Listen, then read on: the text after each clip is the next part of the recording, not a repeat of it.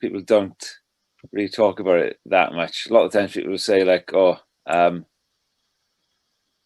you'll talk to them about the paranormal stuff, and they go, "Oh yeah, I've had an experience," but they'd never really kind of tell that.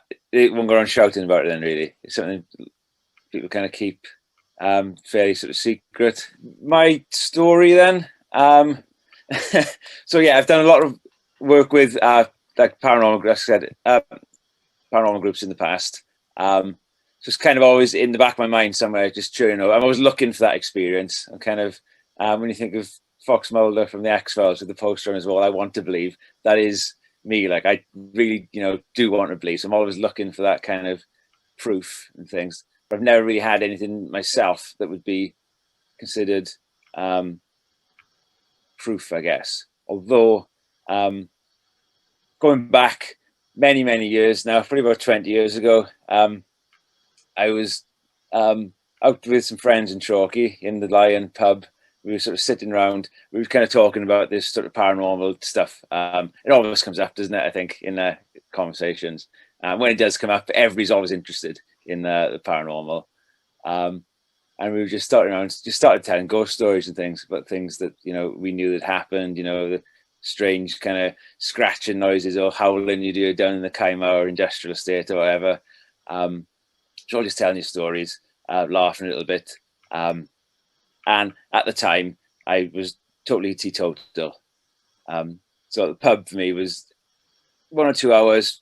That's probably enough, I think. So I got to about 10 o'clock and thought, right, I'm going to go home now. I'll just walk home on my own. It's fine.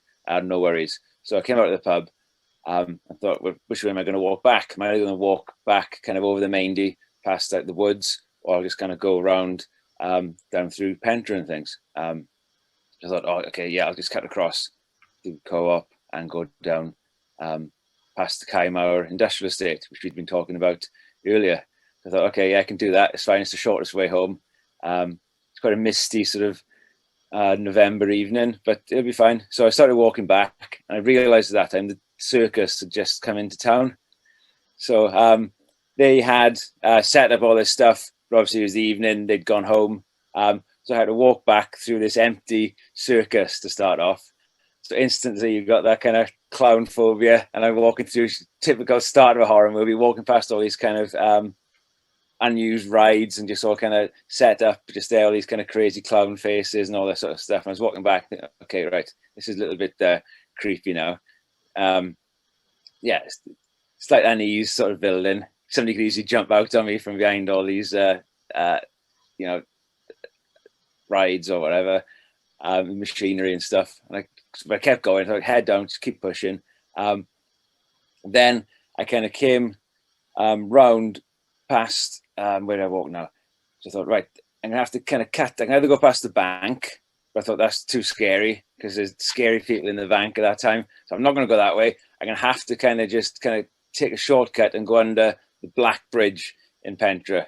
The Black Bridge, it's one of those places that sounds like it should be haunted. But as far as I'm aware, there's not really been any kind of instances of people having supernatural experiences there. They mainly kind of, I don't know, if you're not familiar with it, it's where the bridge of the train track from the Ponty to Trevor train goes over the river, and it's called the Black Bridge because it's painted black. So it's a bridge. So we're not in the realms of like massive, deep imagination here. But yeah, it's dark as well in the night. There's no street lights there. There's nothing. It's kind of. But I thought, okay, let's go under this bridge now. So I kind of started walking down the path, and it's almost totally pitch black, apart from one light right at the very end, which you can just kind of see, just sort of flickering in the distance. And the mist is kind of coming down, the November mist, and all through my mind is going all these stories that we've been telling in the pub. The circus, all that kind of building, and I'm just about to sort of come under the bridge and nearly made it. But then in the mist, in the distance, I can see this lone figure of this woman kind of appearing just under the street light, kind of sort of wavering a little bit and kind of swaying, and she's laughing, manically laughing. I'm thinking, oh, okay, this is my first thought, all rational thought had left me by this point. I thought, oh, it's a wraith. She's going to attack me. And she was laughing and she was going, ooh, I want you. I want you. Just manically laughing. So I froze. I totally froze. I stopped and I thought, what am I going to do? How am I going to get out of this situation? I thought the only thing I can do is to just, when she gets close enough, punch her in the face and run as fast as I could. So I thought, right, I don't know if you can punch a ghost, but I'm going to find out. So I literally feel her coming closer and closer. This mist is descending, this kind of dark figure, still laughing, cackling, and just kind of this incoherent sort of babble. I stood there, just kind of looked at it. My mouth opened. I couldn't scream. I was literally, my mouth was there. I was so frightened. There's nothing to scream. I clenched both my fists. I thought, this is it, this is it. Swung my hand back. Just as I was about to swing, she kind of came within viewing distance, because I should also mention this time, obviously I can see I wear glasses. But at that time, I was short-sighted, but hadn't gone for an eye test at all and worked up the courage to admit that I was short-sighted. So it was kind of very blurry anyway. It was misty and I was short-sighted. So, anyway, that's the little backstory bit I should have mentioned earlier. But I swung my hand back, and then just as I was about to swing this punch, this silent scream coming from my mouth, she came into my view of what I could actually see without my glasses, and I could see it was just a normal girl, probably had a few beers, been a little bit drunk. She was talking to somebody on a mobile phone. And obviously 20 years ago, mobile phones were like a bit of a, ooh, what's this?